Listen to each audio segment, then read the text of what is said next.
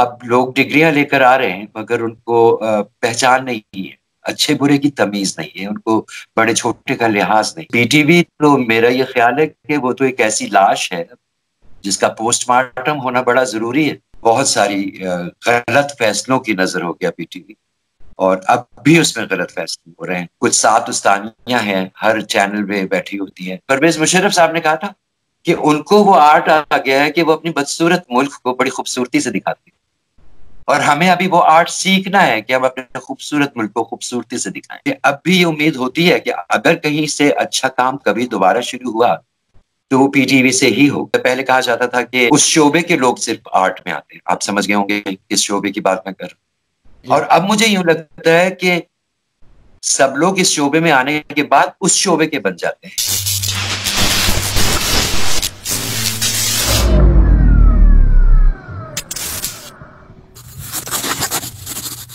Bismillahirrahmanirrahim. Hello everyone and welcome to another episode of Behind the Curtain. My renowned and respected guest today is a senior mastermind and creative legend who has given his lifetime to the Pakistan media industry. And is a creative specialist, a screenwriter, a lyricist, and an actor.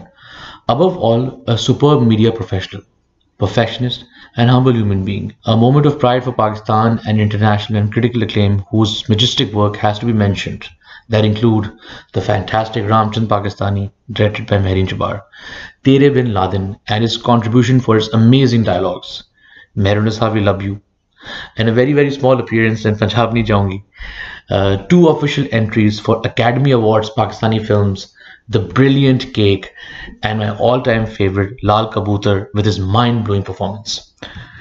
Televised products worth mentioning, Taricha, Goya, तेरी मेरी जोड़ी, the stellar सुनो चंदा, हम चले आए, दीवारे शब, रुसवाई, अहद वफा, ये दिल मेरा, and the blockbuster मेरे पास तुम हो, in which we saw him reprise the role of the iconic Mateen Sahab.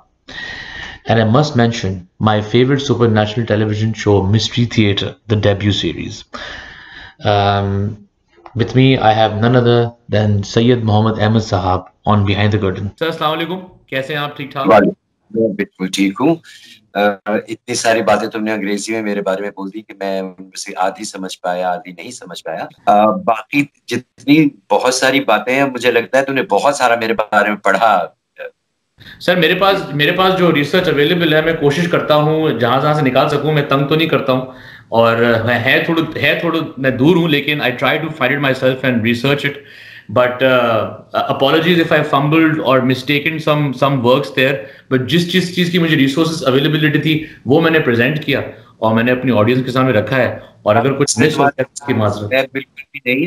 बात ये है कि हम अपनी इंडस्ट्री के बारे में या अपने लोगों के बारे में अगर गूगल पे कुछ ढूंढे तो हमें बहुत कम मिलता है, क्योंकि मुझे लगता है कि हमारे यहाँ जो मीडिया की हिस्ट्री है वो कोई लिख नहीं रहा, वो कहीं से मुस्तनद नहीं होती। अगर आप रिसर्च करने बैठे हैं तो आपको बहुत सारी बातें पता नहीं चलती, क्योंकि वो फिल्म्स भी जो बहुत उम्दा किस्म की फिल्में थी वो भी डिस्ट्रॉय हो चुकी। सर, फर्स्टली थैंक यू, आपने ज्वाइन किया। मैं स्टार्ट करूंगा सबसे पहले कि I hope you are keeping safe at Covid time, and if you are shooting I hope the right precautions are being taken at your end. और थोड़ा सा इस पे बात करें कि क्या सही रास्ते पे हम जा रहे हैं कोविड के टाइम पे as an actor as well?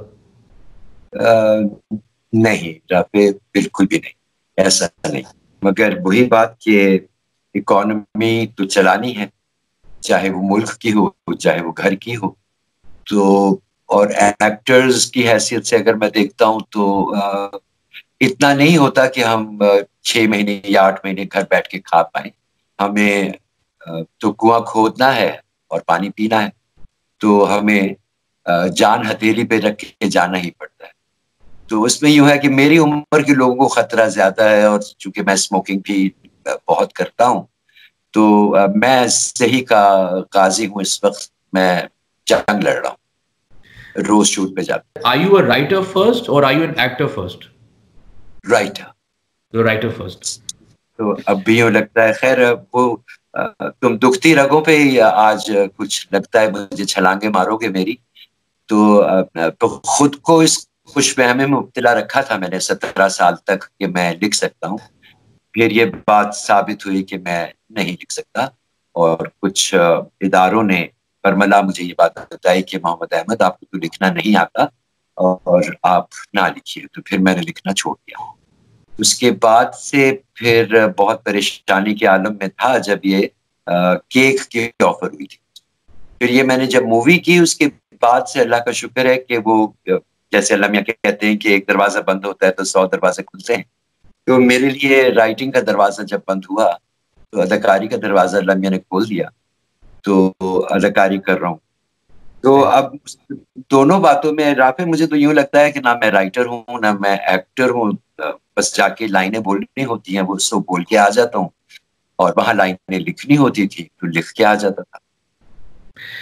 Sir आप जो बात कर रहे हैं वो बाकी में सच है, लेकिन ऑब्वियसली मैंने तो बहुत ही कम एक्सपीरियंस किया। मुझे तो बहुत दर्द हुआ जो मैंने देखा है, मैंने फील किया। आप सीनियर हैं, आपने एक बहुत बहुत ज़्यादा टाइम स्पेंड किया है इंडस्ट्री के साथ। अगर मैं आपसे पूछूं कि इफ इट्स पेनफुल, या अगर आप कंपैरिजन की बात करूं, तो आप कैसे बोलेंगे कि how are we evolving today as an industry? राफे, हाँ पेनफुल। मेरे ख्याल में हाँ, बूढ़े जो होते हैं वो हमेशा ये कहते हैं कि जी हमारा वक्त बहुत अच्छा था।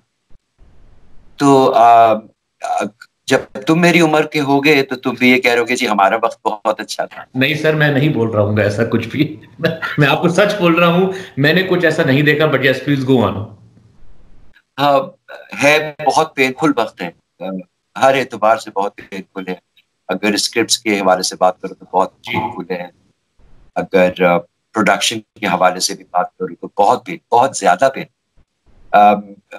मेरे लिए तो दोहरी तकलीफ होती है, क्योंकि मुझे वो स्क्रिप्ट भी पढ़ना होता है और उसको बोलना भी होता है, क्योंकि वो तो अप्रूव्ड स्क्रिप्ट्स आते हैं और उनके ऊपर आप कोई रद्दो बदल भी नहीं कर सकते। और फिर एज अ राइटर अगर मैं कभी रहा थोड़ा बहुत, तो मेरे लिए बहुत मुश्किल होता है गलत उर्दू पढ़ना और फिर कुछ ऐसी बातें मुंह से बोलना जो मेरे लिए बदतहजीबी है या बद अखलाकी है, मगर मुझे बोलनी पड़ती है।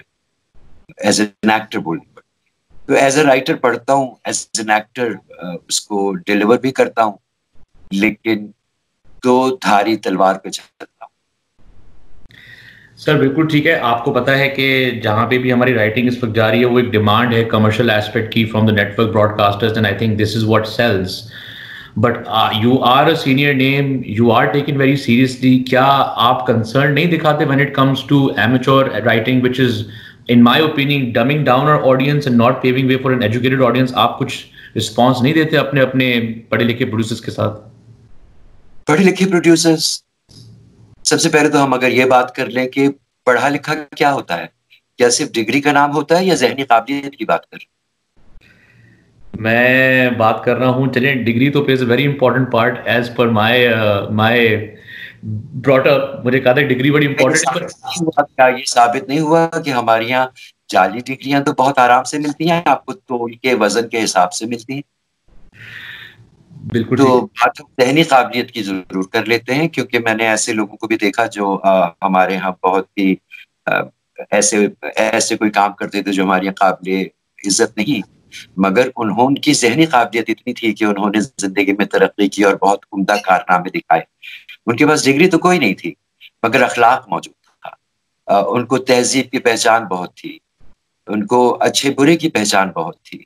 तो ऐसे नाम हमारे यहाँ हैं राफे, अगर जरा सा भी तलाश करोगे तो हमारी मीडिया इंडस्ट्री में मिल जाएंगे कि जिनके जो चाय बेचते थे स्टूडियो में, मगर उन्होंने अदाकारी भी की। और ऐसे लोग भी हैं जिन्होंने हमारे यहाँ जो स्टूडियो में सफाई करते थे वो बहुत अच्छे वीडियो मेकर्स बने। और उनके पास डिग्री कोई नहीं थी, मगर उनके पास अखलाक था। अब लोग डिग्रियां लेकर आ रहे हैं मगर उनको पहचान नहीं है, अच्छे बुरे की तमीज नहीं है, उनको बड़े छोटे का लिहाज नहीं है। तो मुझे नहीं मालूम कि तुम किस पैराए में बात कर रहे हो, कि मैं पढ़े लिखे प्रोड्यूसर से बात करूं या पढ़े लिखे जाहिलों से बात करूं। मैं इस बारे में कुछ नहीं कह सकता। और मेरा ये ख्याल है कि अगर मैं किसी से बात करूंगा अभी तो मैं अपने पैरों पे कुल्हाड़ी मार रहा हूँ, क्योंकि जो दरवाजा अभी खुला है ये भी मुझ पे बंद कर दिया जाएगा। इसलिए मैं खामोशी से वो करता हूँ जो लिखा। बिल्कुल ठीक सर। This are some powerful statements coming from your side के काम करना भी पड़ता है। लेकिन सर देखें, एक पीटीवी का टाइम था, सब लोग पीटीवी के एरा से निकले हैं, सारे नेटवर्क ब्रॉडकास्टर्स प्रोड्यूसर्स वहीं से ही इवॉल्व हुए हैं। They are sitting at powerful positions right now. तो उनका भी तो तजुर्बा है, उनका भी एक्सपीरियंस है, तो क्या वो इवॉल्व नहीं हुए? क्या उनको बात समझ में नहीं है कि हमें क्या करना चाहिए, क्या नहीं करना चाहिए? तुम किन लोगों की बात कर रहे हो जो रिटायर हो गए या जिन्होंने काम छोड़ दिया? क्योंकि पीटीवी तो मेरा ये ख्याल है कि वो तो एक ऐसी लाश है जिसका पोस्टमार्टम होना बड़ा जरूरी है, कि कम से कम ये तो पता चले कि पीटीवी तबाह क्यों हुआ। आप तो बता। मैं फिर वही बात, शायद आज तुम मेरे पीछे पड़े हो कि मैं जान से जाऊं या अपनी रोजगार से जाऊं, मगर यूं है कि पीटीवी में अगर सियासतें बंद हो जाती तो यकीनन वो अपना काम जारी और सारी रखता। और सियासतों की नजर हो गया पीटीवी, बहुत सारी गलत फैसलों की नजर हो गया पीटीवी, और अब भी उसमें गलत फैसले हो रहे हैं। लेकिन तुम्हें ताज्जुब इस बात में होगा कि मुझे अब भी ये उम्मीद होती है कि अगर कहीं से अच्छा काम कभी दोबारा शुरू हुआ तो वो पीटीवी से ही हो। वो प्राइवेट चैनल से तो मुझे कोई उम्मीद नहीं आती, क्योंकि वहां पे शायद मयार कुछ और है। वहां मयार कोई अच्छी बात नहीं है, मयार कुछ और है। कोई पर्ची होगी या कोई और वजूहात होगी, वो बेहतर होती हैं शायद, बनिस्बत काबिलियत के, बनिस्बत आर्ट के, बनिस्बत सच्चाई के। पर्ची ज्यादा भारी होती है भाई, एक फोन कॉल ज्यादा भारी होता है, रंगत गोरी बहुत भारी होती है। बिल्कुल बिल्कुल सर, आप सही कह रहे हैं। प्राइवेट नेटवर्क्स पे ज़्यादा एक्सपीरियंस किया जाता है, मेरिट का कल्चर नहीं है। लेकिन सर, आप बोल रहे हैं पीटीवी के इदारे से अगर कुछ शुरू होगा तो चेंज वहीं से आएगी। They are working on it by introducing foreign content to raise awareness within our producers कि हमें हेल्दी कंपटीशन मिलेगी तो हम शायद जागेंगे। क्या ये तरीका सही है? मेरा ये ख्याल है कि इन चीजों पे पाबंदी लगाने से तो कुछ भी नहीं होगा। जब इंडिया की इतनी फिल्में आप यहाँ पे रिलीज करते रहे तो क्या हमने बेहतर फिल्में बना दी? ऐसा तो नहीं हुआ। हम सीखते नहीं है। हमको बड़ा मजा आता है बिला वजह का कंपैरिजन करने के। आप किसी भी चाहे टर्की हो गया, टर्की का अर्तुगरुल जो भी है ये सीरियल, उसका जरा बजट तो चेक कीजिएगा। और बात यह है कि वो जो एक बात करने की आजादी की बात तो कीजिएगा। हमारी यहाँ आजादी का मतलब वल्गैरिटी लिया जाता है मियाँ। हमारी यहाँ आजादी बोल्ड होके कोई एक सच्ची कड़वी बात कहने को नहीं कहा जाता। हमारे यहाँ मुख्तसर कपड़ों को आजादी कहा जाता है। तो जब आप फॉरेन कंटेंट की बात अगर करते हैं तो उसमें से एक जमाने में इन्होंने किया था कि जी आप 6% बाहर का काम चलाएंगे, बाकी सारा पाकिस्तानी चलाएंगे। तो क्या कोई फर्क पड़ा था? कोई फर्क नहीं पड़ा था, रत्ती बराबर नहीं पड़ा था। और हाँ, ये हुआ था कि हमारे सीरियल्स बिकना बंद हो गए थे, क्योंकि अगर हम कोई चीज 10 लाख की बनाते हैं तो वहां से बनी बनाई लाख रुपए में आ जाती थी।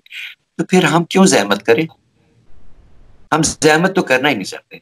और आर्ट पे क्यों करेंगे यार? ये तो बहुत ही फजूल बात है, ये तो बहुत ही बेकार बात है यार।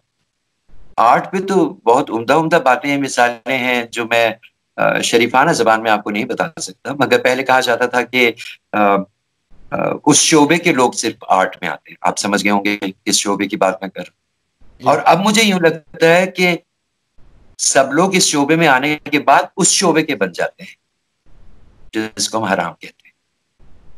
सही, बिल्कुल ठीक।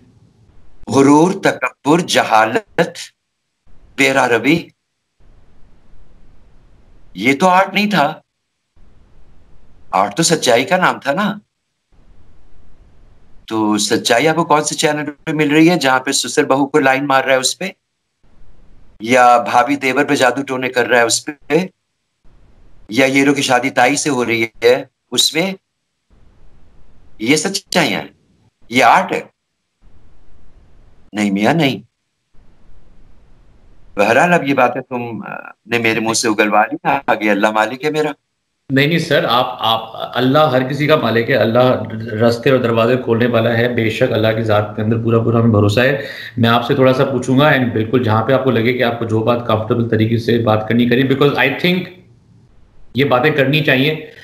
ये था कि आपने बात की कि आप लिखते हैं, आप गए चैनल्स के पास, आपको बोला कि आपको लिखने नहीं आता। मैं थोड़ा सा इस पे फोकस करूंगा, ये आपको किसने कहा कि आपको लिखने नहीं आता, and why would it come to this notion? I mean, क्या हमारे कंटेंट एम्बेसडर्स इतने एक्सपीरियंस्ड हैं कि उनको पता है कि राइटिंग क्या होती है? बस यही वो दुख था जो कील की तरह दिल में लग गया जाके। बस वो दिन और आखिर दिन फिर मैंने नहीं लिखा। मुझ में जुर्रत नहीं हुई कि मैं लिख पाऊं। मुझसे कहा गया कि आपका जुमला खूबसूरत नहीं है। मुझसे कहा गया कि आप पता नहीं क्या लिखते हैं, ये तो किसी की समझ में ही नहीं आएगा। और आपको कहानी का उतार चढ़ाव नहीं मालूम। तो ये तमाम बातें, और मैंने ऐसे नहीं हथियार डाल दिए। मैंने बहुत जद्दोजहद की, अपने आप से लड़ा, बिल्कुल कई सीढ़ियां नीचे उतर के फिर भी लिखा। कोशिश मैंने बहरहाल बहुत की, लेकिन साहब फेल हो गया बड़ी बुरी तरह। कुछ 7 उस्तानियां हैं हर चैनल पे बैठी होती हैं, तो वो जो उस्तानियां हैं उनको कहिए कि उनको लिखने का भी बहुत तजुर्बा है। वो उर्दू लिटरेचर में भी शायद उन्होंने मास्टर्स किए हुए हैं, और उन्होंने बहुत ज्यादा स्क्रीन प्लेस लिखे होंगे, शायद कई फिल्में भी उन्होंने लिखी होंगी। इस वजह से मैं तो मामूली सा था, मैंने तो कभी दावा भी नहीं किया था कि मैं राइटर हूं। तो मैंने हार मान ली। सर आपने हार क्यों मानी? क्योंकि हार, आई मीन जद्दोजहद अगर इतनी स्ट्रगल है तो फिर आई मीन व्हाई नॉट, एक शोर तो मचना चाहिए सर थोड़ा सा। कैसे? मैंने हर जगह बोली बात। मैं कभी घबराया नहीं बात बोलने से, ना कभी शर्मिंदा हुआ। क्योंकि अगर ये मेरी नाकामी है तो नाकामी भी कबूल करना मैं समझता हूँ बहुत बहादुरी की बात है। तो मैंने तो अपनी नाकामी भी कबूल की, और बिल्कुल बरमला की, और बता के की कि क्यों की। बिल्कुल। तो मैं समझता हूँ कि वो वक्त आ गया है जब बाकी, जैसे अनवर मकसूद साहब ने कहा कि कोई भी अच्छा राइटर नहीं लिख, शायद मैं अच्छा हूँ जो नहीं लिख रहा।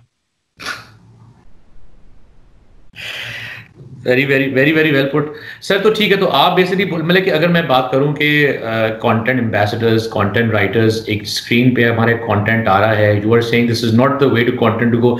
मैं आपसे पूछना चाहता हूं वो कौन सा पॉइंट था कि हमें जरूरी लगा कि हम इसी कंटेंट की तरफ आए? क्या ये सोशल सिचुएशंस क्रिएट हुई हमारे मुल्क के अंदर?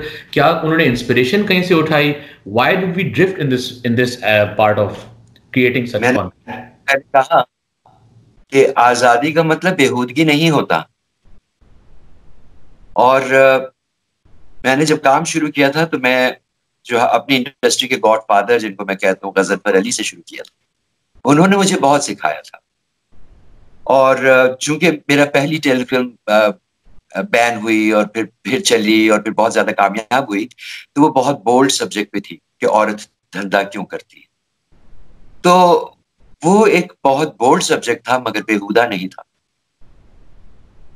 उस वक्त गजनफर ने मुझसे एक बहुत ही तारीखी जुमला कहा था, और उसने कहा था कि अगर आजादी मिल गई नहीं हमारी मीडिया को, तो फिर सिर्फ बेहुदा फिल्में बनेंगी।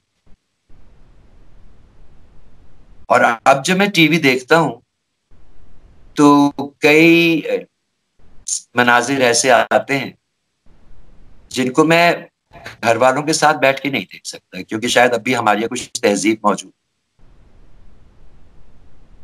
तो मुझे बार बार गजनफर अली का वो जुमला याद आता है कि आजादी हो गई तो सिर्फ बेहुदा फिल्में बनेंगी। और अब आप बताइए मुझे, राफे, देखते तो आप भी होंगे टीवी, तो क्या आपको ऐसा लगता है कि आप अपनी वालदा, बहनों, बेटियों के साथ वो सीन देख सकते हैं जिसमें वो कह रही है कि अम्मा प्रेग्नेंट हो गई, या ये कि 9 साल का बच्चा अपनी वालदा से कह रहा है कि मुझे पता है कि तूने मेरे बाप से शादी, इस आदमी से शादी क्यों की है, तू इससे तलाक लेगी और फिर बाद में मेरे बाप से शादी दोबारा करेगी। तू के लफ्ज से अपनी माँ से मुखातिब है, 9 साल का या 10 साल का बच्चा अपनी माँ से ये बातें बरमला कर रहा है और ये ऑन एयर भी जा रहा है। तो बात ये थी कि मेरे ख्याल में जो मीडिया था ना, या हमारी फिल्में थी, पहले उल्टी चलती थी, वो आवाम को सिखाते थे, वो आवाम को कोई ना कोई मैसेज देते थे, वो कोई ना कोई बात अपनी फिल्म से या अपने ड्रामे से बताया करते थे। मुन्नू भाई हो गए, बानो कुदसिया हो गई, हसीना मोइन हो गई। अब उल्टा आ गया, अब आवाम हमें बताती है कि हमें क्या देखना है। वो जो सो कॉल्ड रेटिंग सिस्टम है, अगर है, वो हमें बताते हैं कि क्या लिखिए। वो हमसे कहता है कि पहली किस्त में चांटा मार दें या तलाक दे दें, दूसरी किस्त में हीरो आ जाना चाहिए, तीसरी किस्त में रेप हो जाना चाहिए, चौथी में शादी होने के बाद वायलेंस शुरू हो जाना चाहिए। ये वो फॉर्मूला है जिसको मैं तो नहीं लिख पाया, मैं फेल हो गया।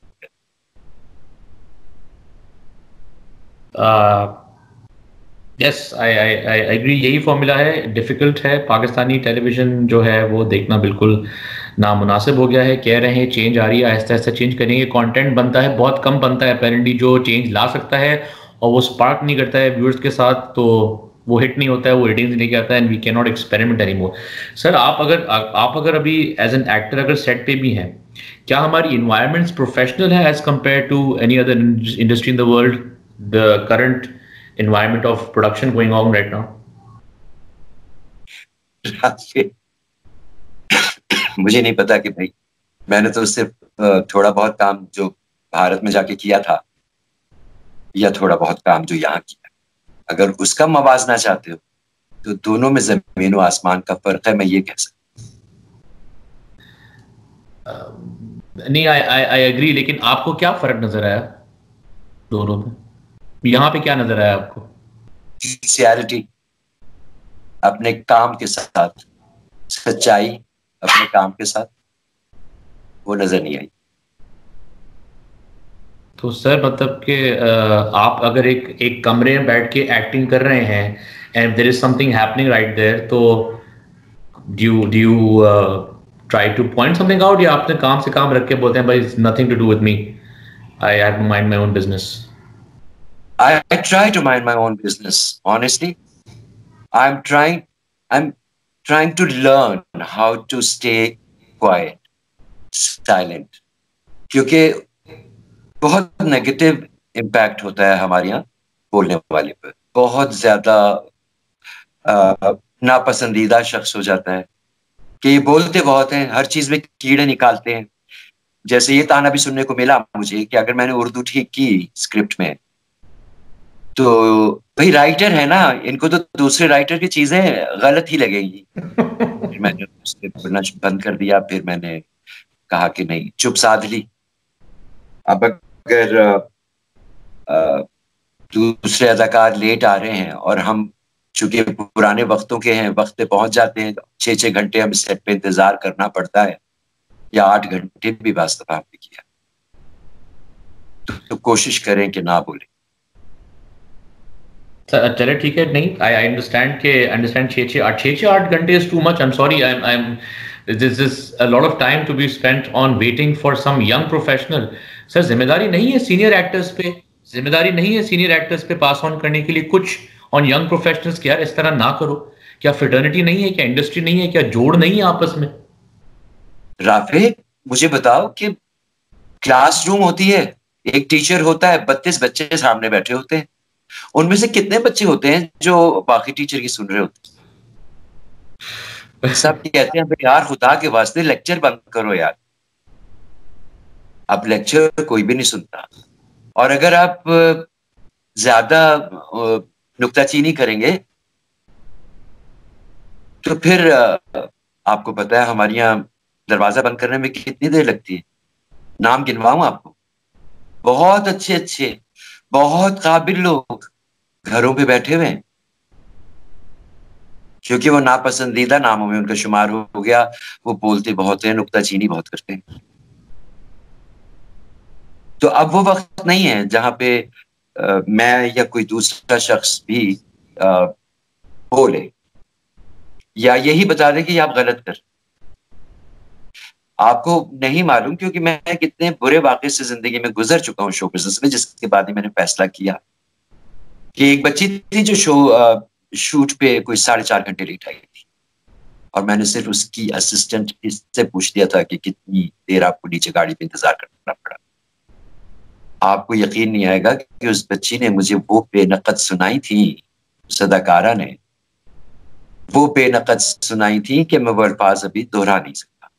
सबके सामने, 30 आदमियों के सामने, वो मुझे पहचानी नहीं थी, तो मैंने सिर्फ उससे ये कहा कि बेटा मैं तुम्हारे अब्बू की उम्र का हूं। उसके बदले में भी जो उसने मुगल्लिज़ात बकी वो मैं दोहरा नहीं सकता। उसके बाद क्या आप समझते, जैसे मुझे 7 उस्तानियों ने कह दिया कि आप नहीं लिख सकते, एक वो कील लग गई, फिर इस अदाकारा ने मुझको मेरी औकात याद दिला दी, दूसरी कील लग गई, तो क्या मैं तीसरी कील खाने के लिए दोबारा कुछ बोलूं? क्यों बोलूं बेटा? हर आदमी की इज्जत नफ्स होती, कोई सेल्फ रिस्पेक्ट तो होती। अगर किसी बात का ना हो, लिहाज ना हो, तो उम्र का लिहाज होता है। फिर मैं बोलूं क्या बोलूं? Sir, it's very heartbreaking to hear this. I'm appalled by this. लेकिन मेरे ख्याल से एक प्रोडक्शन एनवायरनमेंट की एक रिस्पॉन्सिबिलिटी होती है अपने सीनियर्स को अपने अपने उस माहौल में रिस्पेक्टेबल एनवायरनमेंट क्रिएट करना। And I am appalled by this कि ये इज्जत अगर नहीं मिलती सीनियर्स को, इसीलिए हमारी इंडस्ट्री डूबी हुई है इस मकाम पे कि we are not performing, and that is very sad to hear that this is the way it is, and I am heartbroken by this कि हम अपने बड़ों को और सीनियर्स को इज्जत नहीं देंगे। It's going to be a downward hill for this sir. But अब देखें, आपने इतनी बड़ी बड़ी बातें कर ली हैं, आपने you speaking about it. If I am to ask you a way forward with this, if I am to ask you, how do you change a perception? आपकी तरफ से क्या होंगी कुछ बात कि ये चीजें हैं जहां पे वो इशू एग्जिस्ट करते हैं, अगर इस साइकिल से हम चेंज करें, कुछ चेंज कोशिश करें, कहां से स्टार्ट कर सकते हैं आप? Sorry, please do take your time. I apologize. I put you in this. I'm really sorry with this. आप अगर अनकंफर्टेबल है, जब तुमको कहा जाता है स्मोकिंग छोड़ने के लिए, एक तो होता है कोल्ड टर्की, जिसमें आप सिगरेट एक तरफ फेंक देते हैं और ये फैसला कर लेते हैं कि आइंदा ये नहीं करना। मुझे लगता है कि वही एक तरीका है। आपको सडनली ये फैसले करने होंगे कि बेहूदगी नहीं चलेगी, वो चाहे किसी भी पैराए में हो।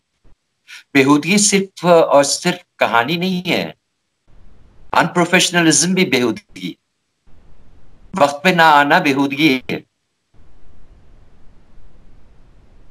अच्छा स्क्रिप्ट ना लिखना बेहूदगी, बच्चों को गलत राह दिखाना बेहूदगी है।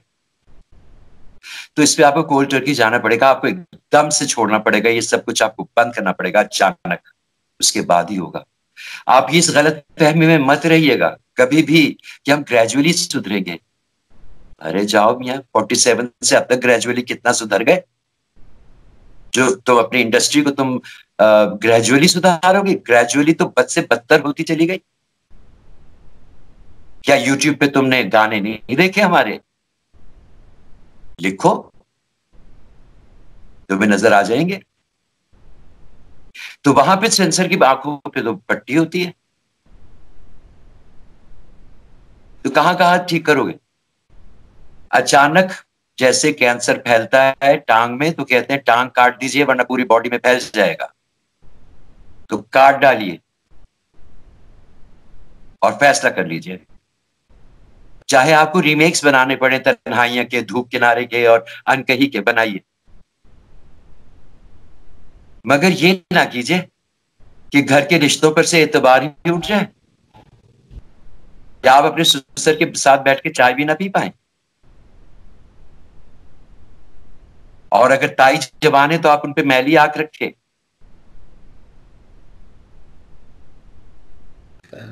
ये आपको लगता है ग्रेजुअली सुधरने वाली बातें? नहीं, ये ग्रेजुअली सुधरने वाली बात नहीं है। आपको बहुत कड़क फैसला करना हो। और ये नहीं कहिए कि लिखने वाले मौजूद नहीं है।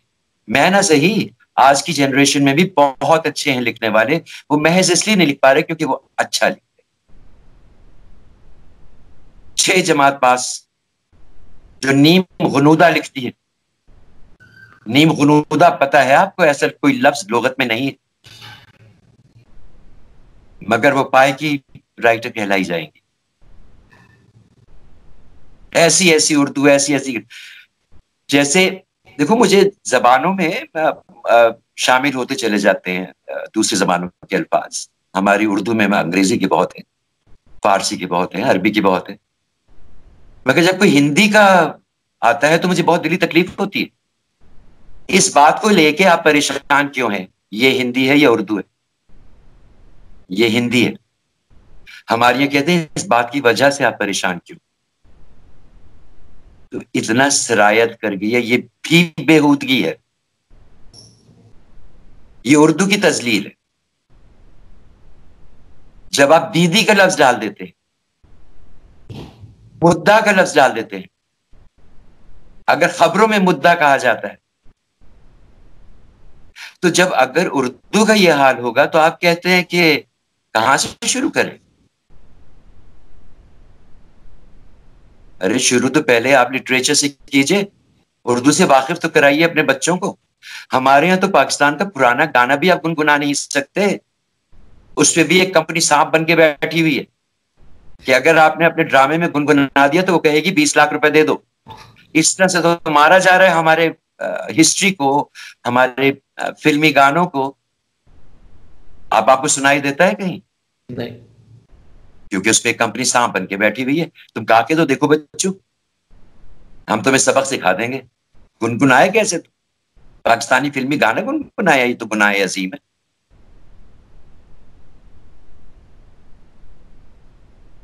It's tragic, it's sad, I agree. Sir Pakistani cinema में आप होप देखते हैं? मतलब कि पाकिस्तानी सिनेमा बहुत इंस्पायर्ड है फ्रॉम इंडियन सिनेमा, जैसे कि उनको देख के, मतलब कि कमर्शियल की बात कर रहा हूँ, इंडिपेंडेंट की तो नहीं बात कर रहा हूँ। वो कहते हैं कंटेंट वाइज जो है हम थोड़ा सा इस तरफ चलें कि if we take inspiration for them that's going to sell our tickets. हम अपनी कल्चरल हेरिटेज से, सकाफत से और अपने जो लर्निंग्स है वहां से नहीं जाते हैं, और उस तरह की फिल्में जो है नहीं आती हैं उस मयार पे। तो आपको लगता है it's on the right path as a film fraternity, as industry and concept wise you been part of it? देखो भाई, बात यह है कि इंडो पाक का जो तारीख अगर तुम देखते हो तो दोनों की यानी थिएटर से निकली हुई हैं फिल्में। जितनी भी फिल्में शुरू भारत में हुई थी तो वो थिएटर के लोग थे जिन्होंने शुरू की। और पाकिस्तान चूंकि उसका हिस्सा रहा तो हमारी खून में ही कुछ चीजें हैं जिनके बगैर हम सिनेमा बर्दाश्त नहीं कर पाते। बिल्कुल सही। इसके अंदर मौसीकी है, रोमांस है, ड्रामा है, एक्शन है, कॉमेडी है। ये चीजें हमें देखनी है, और जो फिल्में गानों के बगैर हैं वो हमसे बर्दाश्त नहीं होती। ये बात हकीकत है, इसको तस्लीम कर लेना चाहिए। ठीक। मगर गानों की हद तक और रक्स की हद तक रहें। जब वो आइटम नंबर में चला जाता है तो मुझे इतराज होता है। ठीक है। तो आइटम नंबर चूंकि इंडिया से आया, मगर इंडिया ने आइटम नंबर को जैसे इस्तेमाल किया शोले में महबूबा महबूबा पे, तो उन्होंने बड़ी अक्लमंदी से किया। हमारे यहाँ तो अचानक माँ बेटा की गुफ्तगू के बीच में भी आइटम नंबर आ सकता है, आपका दिल चाहे।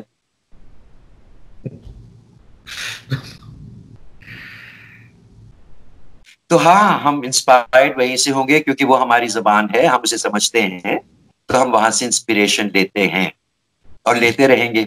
ठीक। क्योंकि देखो परवेज मुशर्रफ साहब ने कहा था कि उनको वो आर्ट आ गया है कि वो अपनी बदसूरत मुल्क को बड़ी खूबसूरती से दिखाते हैं, और हमें अभी वो आर्ट सीखना है कि हम अपने खूबसूरत मुल्क को खूबसूरती से दिखाएं।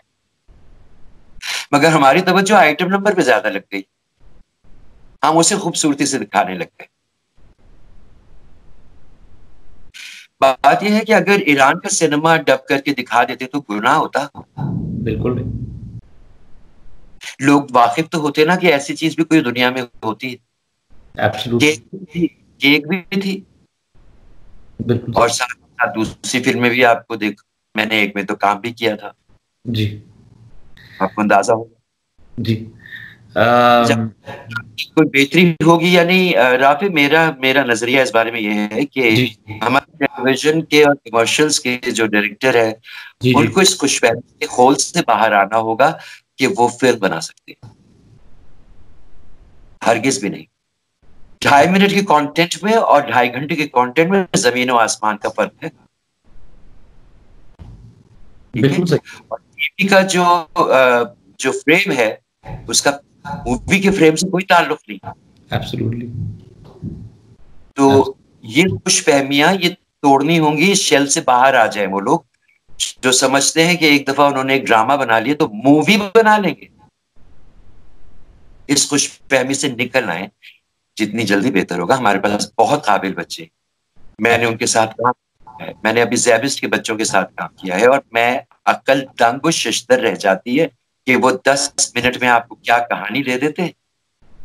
वो 10 मिनट की थीसिस फिल्म जो है वो आपके महान टीवी डायरेक्टर से बहुत बेहतर होती है। I agree. ऐसा ही है. The young people are there, then they have a chance of moving forward with this. लेकिन sir, okay, I do believe I have just a couple of more questions, and I will not bug you anymore, sir. As an actor as well, fraternity है, as an actor एक growth है, एक unity है. क्या I'm hearing there's an actors trust as well where actors meet. Are you part of it? Does it exist? Does it resolve any issues? क्या आपको पैसे time पे मिलते हैं? क्या चीजें मसले हल होते हैं? Are we growing union? No. मुझे ये जो कुछ तुम कह रहे हो इसको मैं लतीफे के तौर पे तो ले सकता हूँ, संजीदगी से नहीं ले सकता। अच्छा, ठीक है। तो फिर मेरे ख्याल से there is no use of anything which या एग्जिस्ट नहीं करती है या नहीं काम कर रही होगी, लेकिन अपेरेंटली फॉर्मेशन है, बातचीत होती है, एंड सीनियर्स को भी इन्वॉल्व करना चाहिए। तो अगर आपको नजर आ रहा है which means I guess there is nothing there. मुहावरे चोटी बिल्ली मलाई की रखवाल। आपने बिल्ली को ही अगर दूध की रखवाली पे बिठा दिया तो हो गई रखवाली।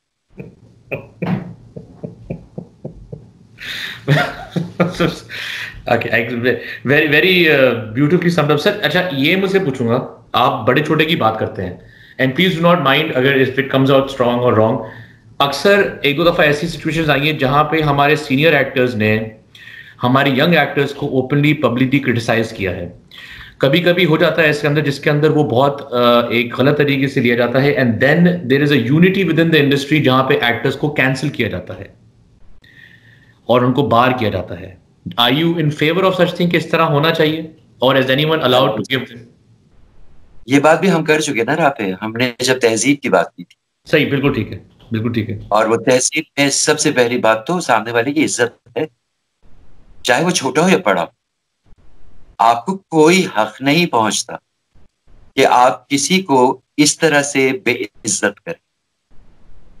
अल्फाज का चुनाव अगर आपको नहीं आता तो फिर आप खुद को आर्टिस्ट ना कहिए। Fair enough. अगर आप अपनी बात को तमीज से किसी की कानों तक पहुंचाने की सलाहियत नहीं रखते तो खुद को आर्टिस्ट ना कहिए। Fair enough. तो बहुत बेसुरी बात हो गई ना, तो बहुत बेसुरी बात होगी, फिर आर्टिस्ट ना कहिए। जब आप किसी की बुराई अगर कर रहे, तरीके होते हैं ना, ढके छुपी बातें भी होती है। बिल्कुल ठीक है, 100% अग्रीड, वेरी नाइसली पुट।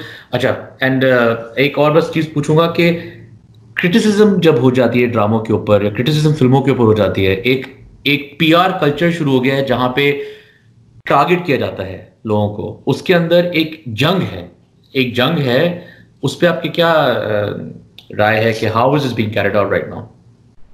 देखिए, क्रिटिसिज्म पहले भी हुआ करती थी हमारे बचपन से ही, क्योंकि अगर तुम यूं कहो कि अब तो मैं उम्र के उस हिस्से में हूं जब पता नहीं कब खुदा हाफिज कह दे, लेकिन ये कि भाई पहली फिल्म से लेके अभी तक का तमाम याद है।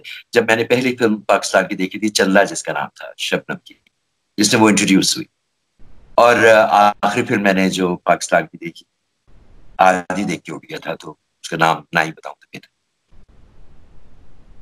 क्रिटिसिज्म उस वक्त भी होती थी, मगर वो घर की औरतें बैठ के किया करती थी, तो वो बनाने वाले के कानों तक नहीं पहुंचती। सही। अब ये होता है कि अब वो बनाने वाले के कानों तक पहुंच जाता। देखो मियां, जब तुम कोई पेंटिंग बनाते हो और उसको नुमाइश के लिए दीवार पे लगाते हो और उसके देखने वालों में मेरे जैसे जाहिल भी होते हैं, तो वो तुमसे सवाल तो करेंगे कि मियां ये ऐसा क्यों लग रहा है कि पान की पीक थूकी हुई है। बिल्कुल ठीक। मेरा हक है पूछना। अब ये तुम्हारा ज़र्फ है कि तुम उसका जवाब मुझे किस टोन में, किस लहजे में और किन अल्फाज से देते हो। जब तुमने एक चीज पब्लिक कर दी है तो फिर क्रिटिसिज्म के लिए तैयार रहो। Absolutely, absolutely.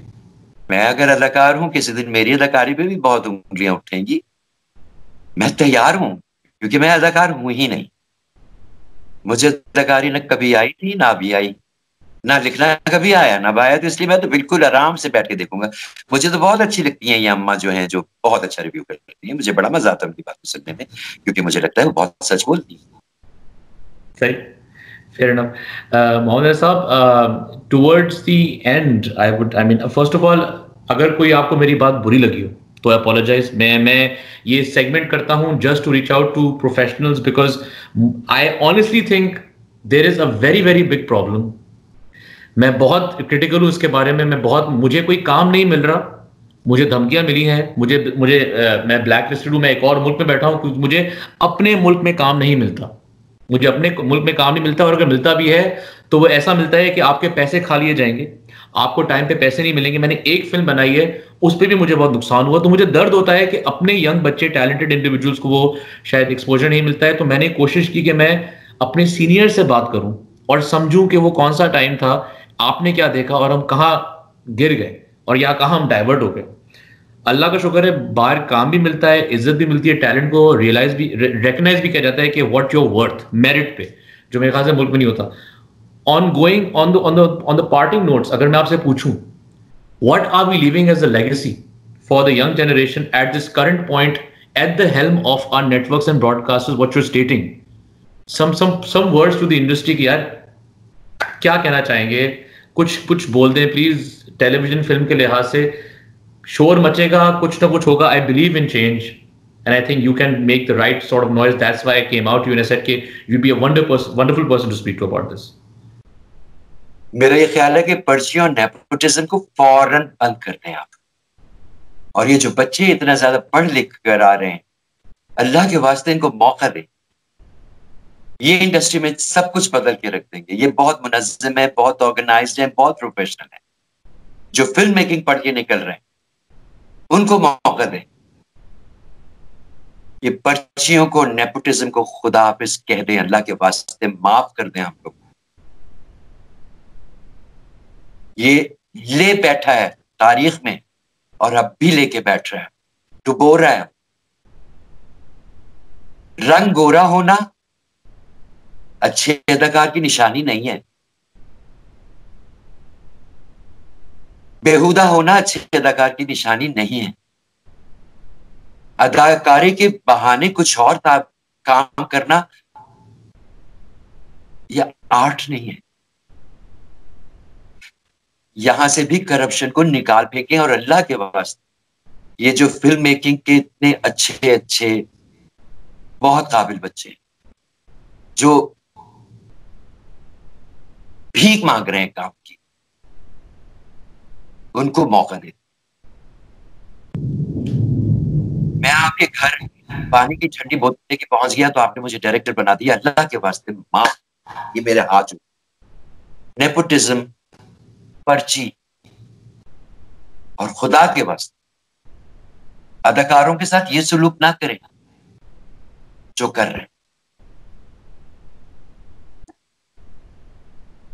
Sir, thank you, Mohammed Saab. I am humbled. I have massive respect. I hope आपकी बहुत this session I would call a very powerful session I have hosted till now, which has made me very emotional about the part that बहुत कम chances हैं change के, लेकिन I hope कोई तब्दीली आए। बड़ों की दुआ नहीं होगी तब उससे पहले हम आगे नहीं बढ़ेंगे। कम से कम मुझे ये सिखाया गया है अपने घर के अंदर और तरबियत में। और अगर हमारे बड़े ही अपसेट होंगे तो फिर I don't think we will prosper. So till you do not see the change, I don't see the change happening either. And I hope it makes a difference with whatever little effort is coming through your powerful words, and I hope the industry listens. I am thankful to you. अच्छा, एक छोटी सी चीज पूछनी थी. अब अभी इस वक्त आप किस चीज पे काम कर रहे हैं, and what are we expecting coming from your end in the coming time? अच्छा राफी, यूं है कि बहुत मुद्दतों के बाद मैंने कुछ मेरी जबाल के लिए लिखा है. वो फिल्म करना चाह रही थी बहुत दिनों से, और मैंने एक फिल्म उनको लिख के दी, मगर वो सात उस्तानियों की बद्दुआएं साथ हैं, कोरोना आ गया तो